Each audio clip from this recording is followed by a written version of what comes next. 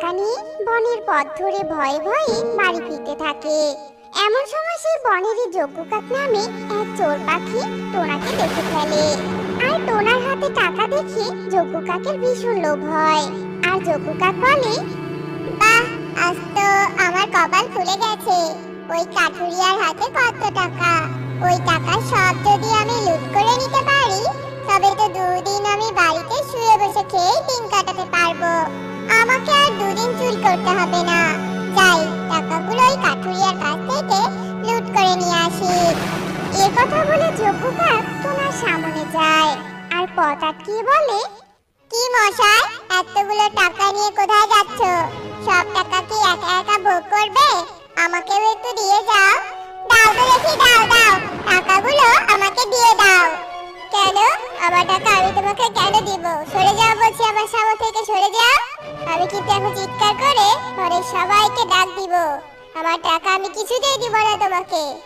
হা হা হা হা হা, কর দেখি চিৎকার, কেউ আসবে না এই রাস্তায়। দেখ, এই যজ্ঞুর মাথা গরম করিস না। ভালো ভালো টাকাগুলো দিয়ে দে, না হলে তোকে মরতে হবে আমার হাতে। যদি জীবন বাঁচাতে চাস তবে দিয়ে দে টাকা। কিন্তু টোনা কিছুতেই টাকাগুলো যজ্ঞ কাককে দেয় না। এতে করে যজ্ঞ কাক ভীষণ রেগে যায় আর টোনাকে পাশে থাকা এক মরা গাছের সাথে বেঁধে ফেলে। তারপর যজ্ঞ কাক একটা বড় লাঠি দিয়ে টোনার মাথায় আঘাত করে। আর সাথে সাথে টোনা মরা গাছে বাঁধা অবস্থায় সেখানেই মারা যায়। আর যজ্ঞ কাক টোনার হাতে থাকা টাকাগুলো নিয়ে সেখান থেকে পালিয়ে যায়। টোনা এভাবে অপঘাতে মারা যাওয়ার কারণে টোনা আত্মায় পরিণত হয়। আর টোনার আত্মা কিছুতেই শান্তি পায় না। ছাড়বো না, আমি কাউকে ছাড়বো না। কটা টাকার জন্য ওই চোর যজ্ঞ কাক আমার প্রাণ কেড়ে নিল। এত বড় পাপ করলো, এর প্রতিশোধ আমি নিবই নিব। এই অন্যায়ের ফল আমি সব বনবাসীকে দিব। যতদিন যজ্ঞ কাক এই মরা গাছের কাছে আসেনি, ততদিন এইখানে যে আসবে আমি তাকে হত্যা করে এই মরা গাছে তার মাথা ঝুলিয়ে দিব। হা হা হা।